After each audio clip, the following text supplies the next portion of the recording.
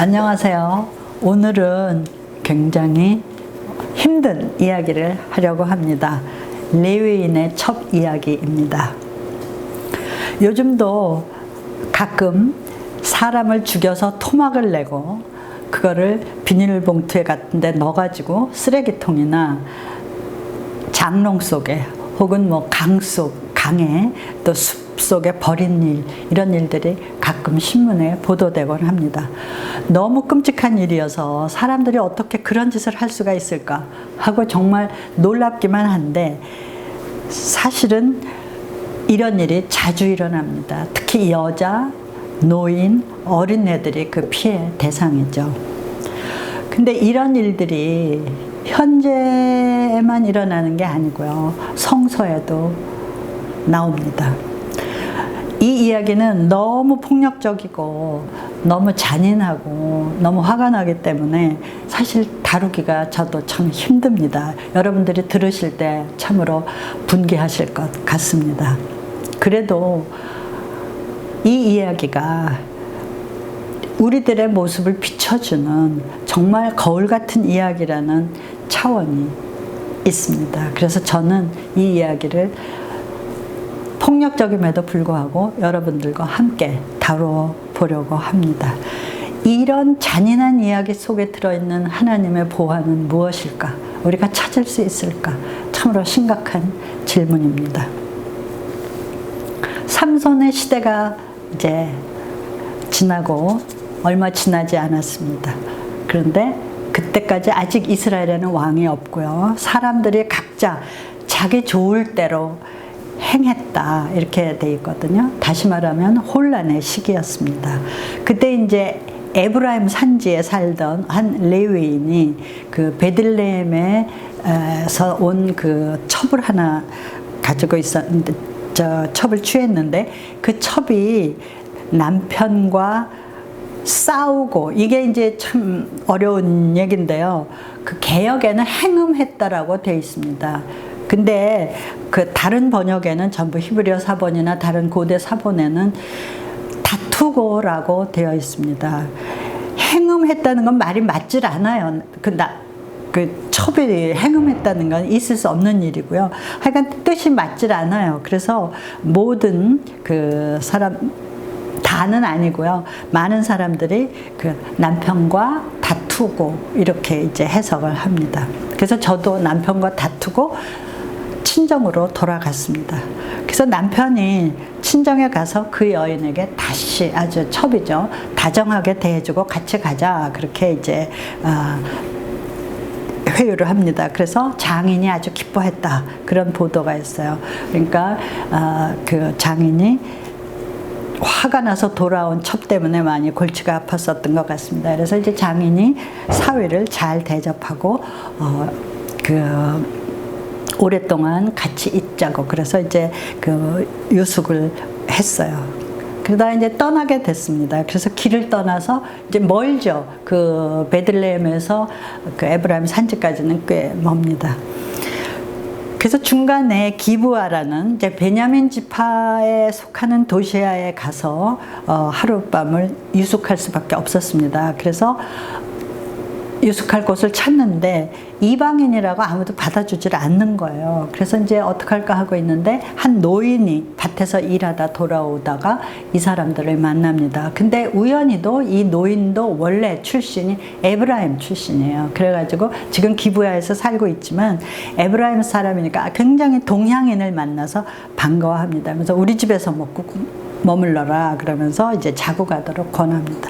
그래서 좋다, 너무 반가워서 이제 그 집에 가서 씻고 편히 이제 그 즐거운 마음으로 저녁을 먹고 막 이러고 있는데, 갑자기 그 동네 사람들이 막 문을 두드리면서 이방인 내놓으라고, 우리가 그를 상관하겠다. 여기서 이제 상관하겠다라는 게 이제 난동을 피우는 내용인데요, 히브리어로 보면 어쨌든 겁탈하는 얘기까지 포함되어 있는 얘기입니다. 야다라는 건데, 이건 하여간 그 성적인 그런 그 폭행까지도 들어가 있는 내용이에요. 그래서 노인이 깜짝 놀라서, 우리 집 손님인데 제발 그런 일은 하지 말라. 우리 집에 나 처녀 딸이 하나 있고 이 레위인의 첩도 있으니까 우리가 그 두 여자들을 내놓을 테니까 너희들이 상관을 하고 이 남자는 보호해달라. 그러면서 이제 그 회유를 해요. 그랬는데 그 패거리들이 듣질 않습니다. 그러니까 그 레위인이 자기 첩을 스스로 자발적으로 데리고 나가서 그 남자들한테 건네줘요. 그러니까 이제 그 패거리들이 그 여자를 데리고 가서 밤새도록 성폭행이겠죠. 하고서 새벽에 놓아줍니다. 그래서 그 여자가 새벽에 그 노인네 집에 와서 문에 엎드려 있었어요. 근데 아무도 반기는 사람이 없었고 돌보는 사람이 없어서 이 여자는 그 문가에서 쓰러져 있다가 죽고 말았습니다.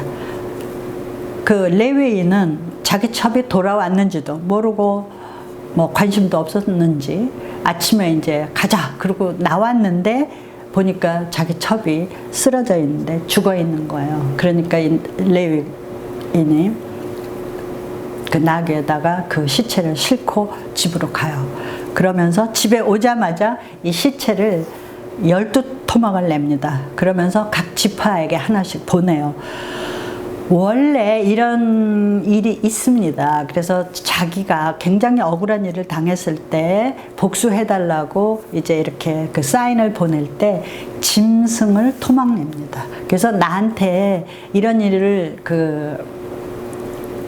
당했는데 나에게 함께 해주지 않으면 너희들도 이렇게 토막이 나. 이런 식의 사인을 보내는 거죠.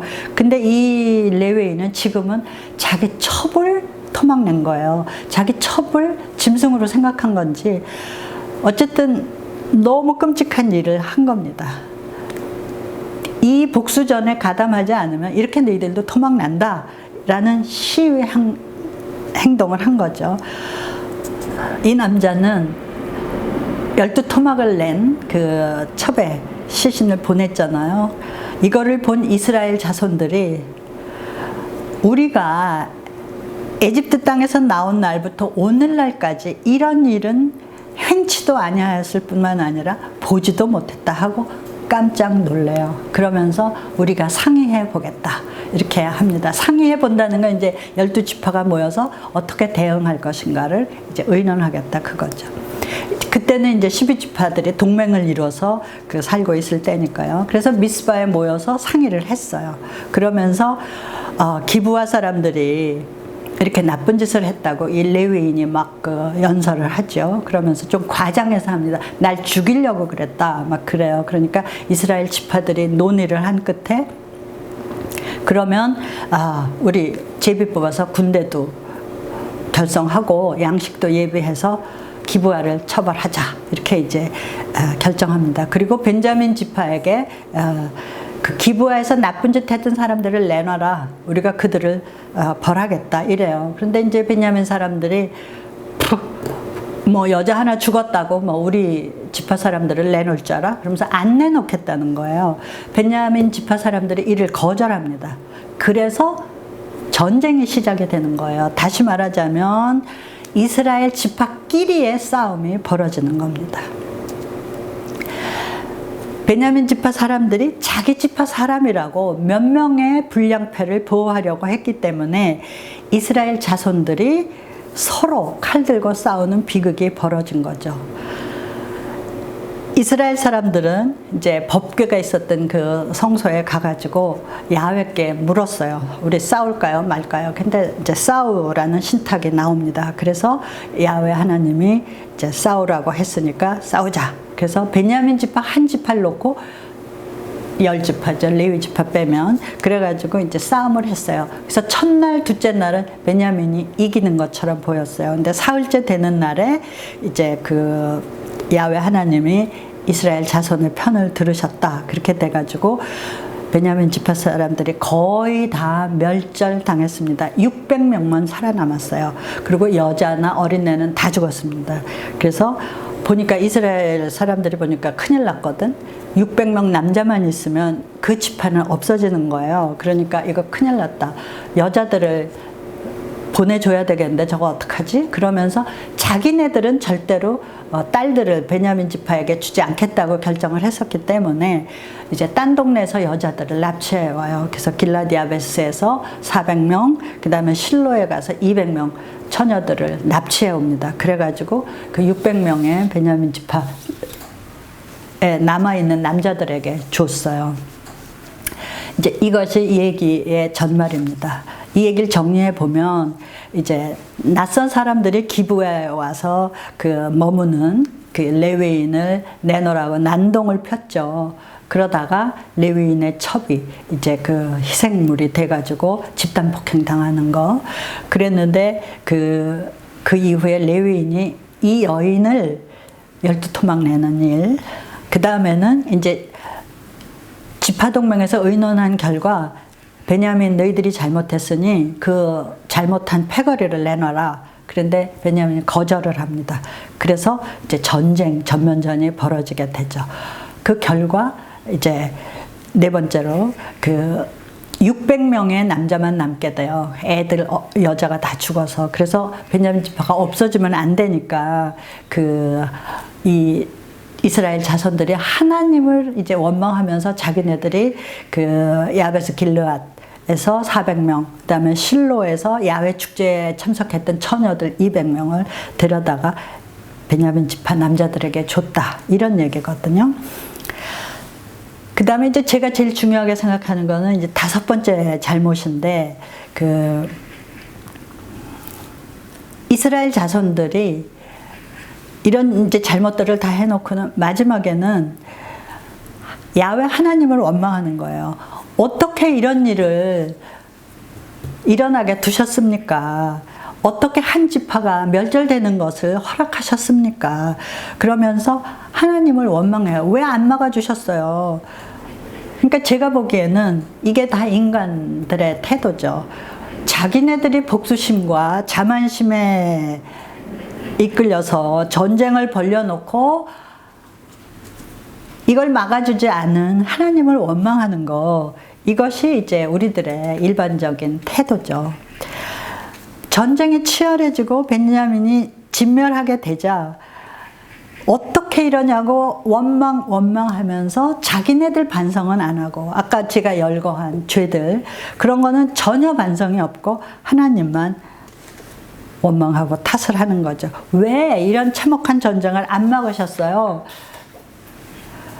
왜 목적도 없고 명분도 없는 이런 전쟁을 허락하셨어요? 이 물음에 대한 답은 이제 성서에는 없지만 제가 생각하기에는 아까 그 레위인의 잘못, 그 다음에 그 패거리들의 잘못, 그 다음에 베냐민 지파들의 잘못, 그 다음에 또 나중에 여자들을 애 낳는 기구로 생각한 거잖아요. 남자들이 600명 있는데 여자가 없으면 애가 안 생기면 베냐민 지파가 없어지니까 딴 여자들을 납치해서 그냥 주는 거예요. 이런 잘못은 하나도 반성하지 않고 야훼만 탓을 합니다. 어디선가 멈춰야 되는 이 복수심, 그 다음에 이 과장된 그 자만심, 이런 것들이 한 지파를 완전히 멸절하게 되는 결과를 낳는데, 그거는 괜찮고 하나님 그거 막으셨어야지 이러면서 이제 야훼 하나님을 탓하는 거, 이런 태도가 정말 제가 보기에는 과간입니다. 이 점이 저는 우리가 놓쳐서는 안 되는 중요한 메시지라는 생각이 들어요. 우리는 뭐든지 다 일 저질러 놓고 잘못되면 하나님 탓을 합니다. 우리 잘못도 막아주셨어야죠. 우리가 그때 잘못할 때 못하게 하셨어야죠. 우리가 오만할 때 잘못했다고 야단치셨어야죠. 이러는 거죠. 인간이 잘못을 뭐 몇 개 저질러도 마지막 책임은 하나님이 지셔라, 이런 거 아니겠습니까? 이런 인간들을 보고 하나님은 막아주지 않으셨고요. 제가 보기에는 숨어 계셨습니다. 숨어서 슬퍼하셨겠죠? 아마 인간들의 이 복수심과 어리석음을 보면서 가슴 아파하셨을 것 같습니다. 독일 나치가 유대인 학살할 때 숨어서 울고 계셨던 그런 때를 저는 생각합니다. 이 이 이야기에서 제가 볼 때 정말 가엾은 여자는 레위인의 첩입니다. 과장된 복수심, 과장된 분노 이런 거로 해서 이 여자는 정말 못 당할 일들을 다 당했습니다. 남편으로부터 버림받고 그 패거리들에 의해서 집단 폭행당했고, 그리고 돌아왔을 때라도 누군가가 맞아주고 따뜻하게 이렇게 그 보호를 했더라면 죽지는 않았을지 모릅니다. 그렇지만 이 여자는 그 집단 폭행당하고 집으로 와서 자기가 더럽혀진 몸이라고 생각해서 그 집 문을 넘지 못하고 바깥에 있다가 죽었어요. 그러니까 이 여자는 아무에게도 보호를 받지 못한 것입니다. 그리고 남편이라는 사람이 나와서 짐처럼 나귀에다 싣고 집에 가서 토막을 냈어요. 불쌍하다. 장례를 잘 치러줘야 되겠다. 이런 거 없어요. 자기가 내줬거든요. 그 집단, 그 패거리들한테. 근데 이 레위인은 토막 내서 자기가 당한 분노의 그 복수전에 이용하는 거죠. 그러니까 이 여자의 슬픈 이 운명을 아무도 그 슬퍼해주지 않고 연대해주지 않고 다 잊어버린 것입니다. 만일 성서에 이렇게 들어있는데 이 이야기도 우리가 끄집어내서 이야기하지 않는다면 이 여자는 지금까지도 그 한을 풀지 못하고 있을 것 같습니다. 버림받고 강간당하고 피살되고 시체는 사방으로 그 흩어지고 인간이 당할 수 있는 모든 죄, 이것이 전부 여자라는 이유 하나죠.